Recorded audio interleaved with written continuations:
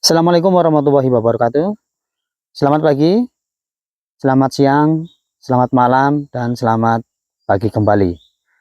Berjumpa lagi dengan saya di Mister D Channel yang membahas seputar hal-hal kecil yang mungkin bisa Anda kerjakan sendiri. Baik, kembali lagi dengan saya bersama Pak Ijo. Kali ini saya akan mengganti sok depan Pak Ijo. Karena kemarin terjadi insiden ya, dipakai anak saya jatuh dan mengakibatkan sok depan bocor. Nah, jadi karena ada baut cakram yang terlepas, kemudian nyangkut di bottom sok depannya sehingga sok depannya bocor. Baut cakramnya bisa terlepas karena dulu saya pernah melepas piringan cakramnya ini. Kemudian untuk pemasangannya mungkin tidak terlalu kencang sehingga ternyata bisa terlepas. Untuk melepas as roda ini menggunakan kunci sok 14. Nah, ini baut ini terlepas satu ya. Baut cakramnya ada 3.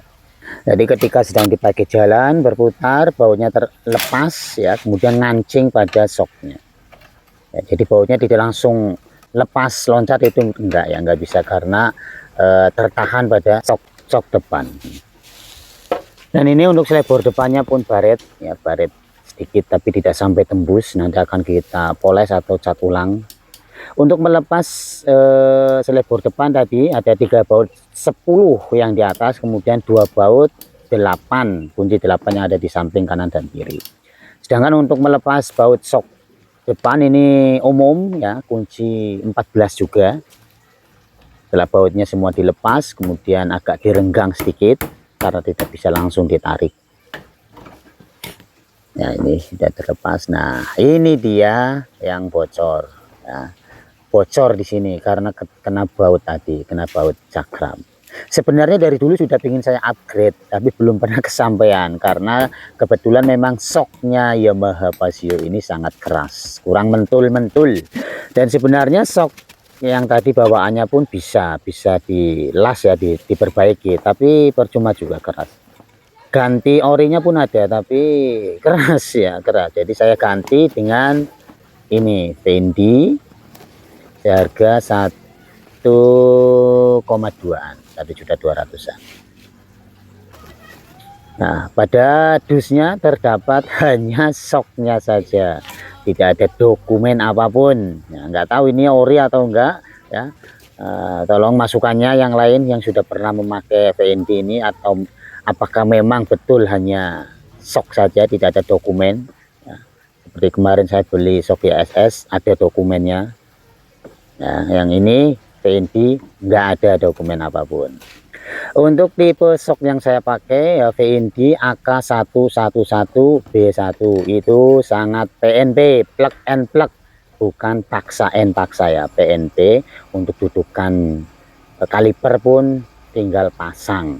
Untuk panjangnya lebih panjang sedikit dari bawaannya.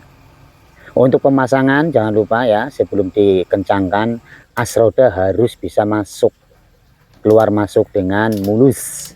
Kalau belum mulus itu tingginya bisa tidak sama, jadi jangan langsung dikencangkan.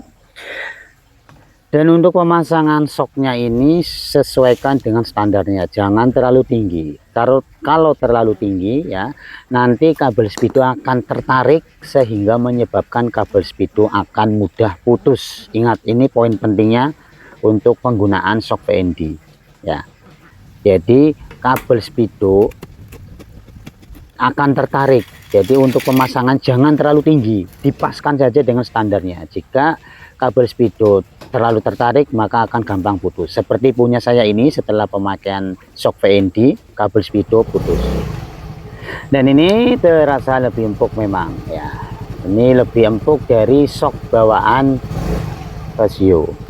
Kalau dari kawan-kawan sebenarnya banyak yang dimodif pirnya dan olinya ya, tetapi tetap menggunakan sok bawaan, itu bisa lebih empuk katanya ya. Jadi jika dananya agak minim ya, untuk lebih hemat itu shock bawaan dimodif.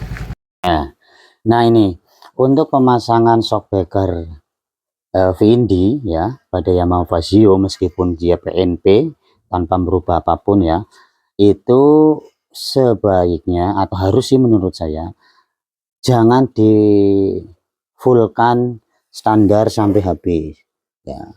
Dia terlalu tinggi, akibatnya apa? Kabel speedo terlalu ketarik dan menyebabkan kabel speedo ini gampang putus, cepat putus, seperti punya saya. Sebelum ganti shock ini ya, ketika masih menggunakan shock standar ya, kabel speedo tidak apa-apa, tapi begitu menggunakan shock ini VINDI ternyata kabel speedo jadi terputus. Karena apa? Untuk mengepaskan ini pada dudukannya itu kabel speedo terlalu ketarik, sehingga ketika rebound ya, ketika sedang jalan ya, dia rebound set, kabel speedo ketarik, akhirnya putus, gampang putus ya. Ini harus diperhatikan untuk yang mau upgrade shock depan menggunakan VINDI.